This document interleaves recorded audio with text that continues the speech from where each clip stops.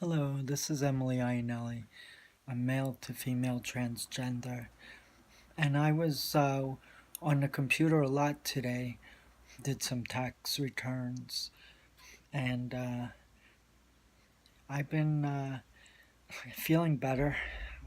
It's a daily struggle. I've been, in the hospital not that long ago, being treated for depression and other things that are on my mind. Um, I was feeling better now than I've been in a while, and I'm looking forward to having surgery down the road. I'm eager to do the surgery. The only thing that I'm worried about is being able to tolerate the pain in the aftermath of the surgery. I think in my case, I would be very sad if I didn't do the surgery.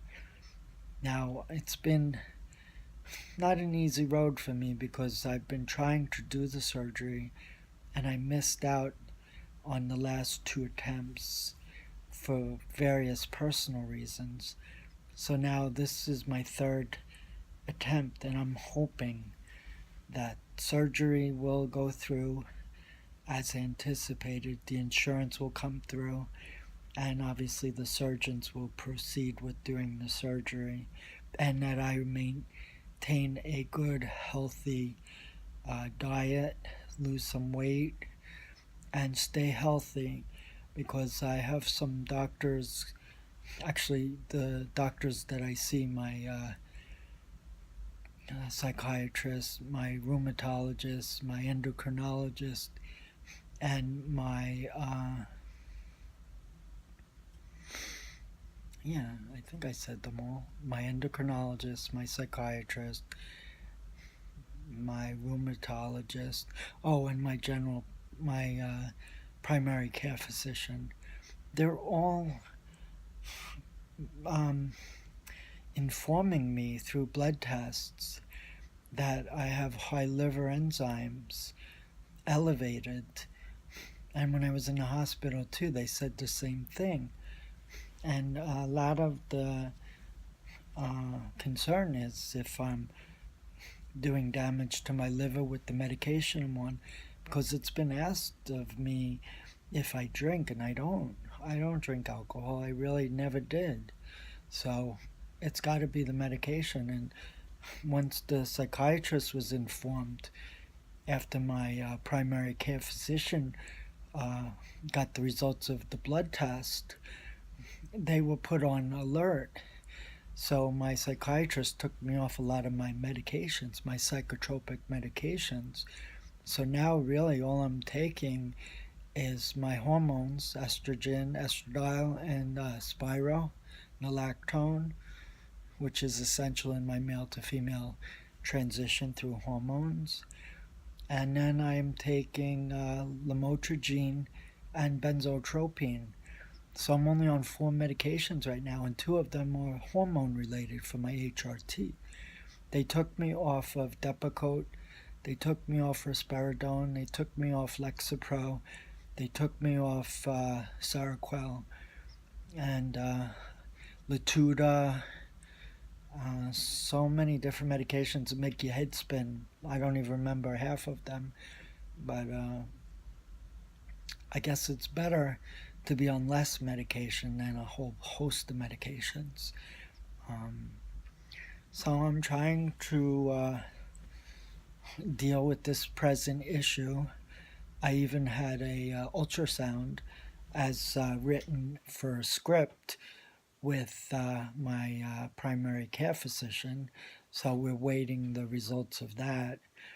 When I was in the hospital not that long ago, also, they did an ultrasound, but I don't know what the results of that was because it wasn't discussed with me and I didn't see it in the paperwork. So I'm trying to keep an optimistic attitude. I'm in touch with the surgeon and he's a nice guy. I like him and I definitely want to proceed forward with the surgery. Tentatively, it's not etched in stone right now, but he's saying maybe in August. So I hope by that time I will have gotten this whole thing cleared up. And I also want to lose about 25 to 30 pounds. And I want to start exercising. I need to exercise. I need to eat more healthy, no more junk food. And I have to eliminate the sodas. I'm treating myself with my new vice, which is the orange vanilla Coke.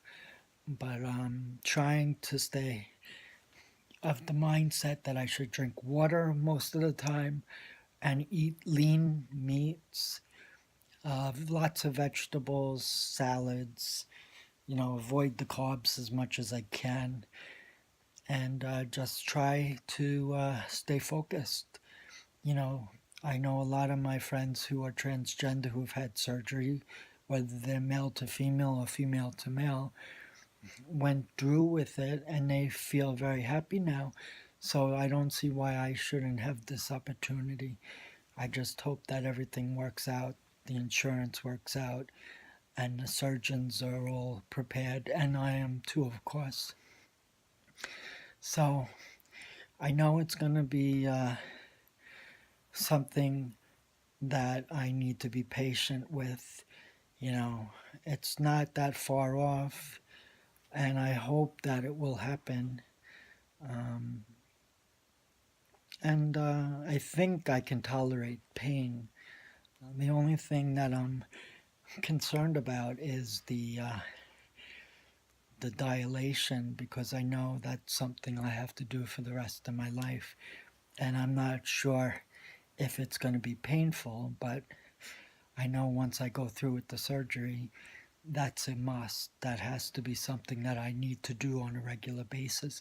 And my surgeon even said it's something I have to do for the rest of my life. So I have to get used to that. And I just want to be as feminine as I can be. I'm kind of happy now with my hair. I mean, it's still not long like it used to be. I want my hair to come down to my dress here, in my shoulders, but I have to be patient. But I'm looking at myself. I feel more comfortable. When I got my hair cut, it was devastating because everything that I stood for, everything that I felt inside was connected to my hair growing and being blonde and just feeling comfortable and confident. I could go out in public, I could present as a woman, and I was very happy. And I didn't have any, I didn't feel self-conscious whatsoever. I went into the women's bathroom, no problems. But when I first got right after I got my hair cut, which was short, I couldn't do that anymore. I had to go into the men's room and I had to wear men's clothes. But I only did that for a couple of weeks. I spoke to my psychiatrist and I said, look, I can't deal with this anymore. I can't pretend. I've done this all my life. Do you think I can go out in public with a short haircut? And he said, I don't see why not. Just be yourself. Dress as you feel comfortable. And things will work out in the long run. Your hair will grow. And you'll start focusing on your femininity. And, like I did from 2012 on, it's like I'm starting all over again. But in reality, I'm not, because I'm just going forward. And I guess, in a way, it's a blessing in disguise that I did get the haircut, because it made me realize that I don't really want to go back to what I used to be. I need to live as a woman and move forward and accept myself for who I am, and I can't let other people influence my decisions. I have to make the decisions. I have to live with myself. As much as I've gone through the stage of guilt in transitioning, in burdening my family, in having lost friendships, in losing my job because of it, I've been able to stay strong up here because I have no choice. I have to start to realize that there's nothing wrong with my feelings. I am who I am, and I should never, never let people decide for me what's the best thing to do. I know in my heart that I am transgender, that I am male to female, and that I deserve to be happy. We only live one time, and we don't get a second chance. So we have to live to be the best that we can be. And I know that I identify as a woman, and I'm not ashamed to say that. I will be someone who can go forward. I know I need to be there for my son and my family, and I do want to do that. But I got to do what's right for me too. I need to take care of myself. I need to be strong up here so I can go forward with the surgery. And I need to heal. And then hopefully, when everything starts to go forward slowly but surely, I will then focus on trying to get back into a working situation, because I do not want to be a woman and not be able to do things. I know in my heart I can do anything I set my mind to. I wish that I had the abilities and the insight to go out and do something on my own and be lucrative at doing that. I need to figure out what I can do with the rest of my life that will benefit me and my family and allow me to live as Emily Iannielli. I am a woman. I will always be a woman. And I am happy for that. And I hope that I can continue to do videos to show people that I can do this. And if I can do this, then you can do it too. We all have to believe in ourselves. And when we do, and when we take on the challenges in our life and take it on one day at a time and not feel overwhelmed, then we can do things that we didn't realize we could. I was always very self-conscious, very awkward, very shy. When I transitioned, I became more outgoing. I could talk to people. I could make friendships. I could identify with women a lot better than I ever could as a guy. And I can talk about feminine things. I can talk to women about pregnancy and about what they're going through without any hesitation, without any embarrassment, like I was a woman just like they are. Because when I was living as a guy, there was no way that I could have a conversation like that with a woman, never mind just saying hello. So now I think I'm making a lot of progress, and I'm going to do all that I can. And I'd also like to be able to share my story with people, talk, help younger people, help older people. I feel sad in a way for people who are transgender, who can't come out, who can't admit to the world who they truly are. And I am grateful to people out there who give me encouraging words of wisdom and advice, and who tell me that I'm a good person. It makes me feel happy, and I'm very grateful for that. I'm grateful to all of you out there who listen and follow my story.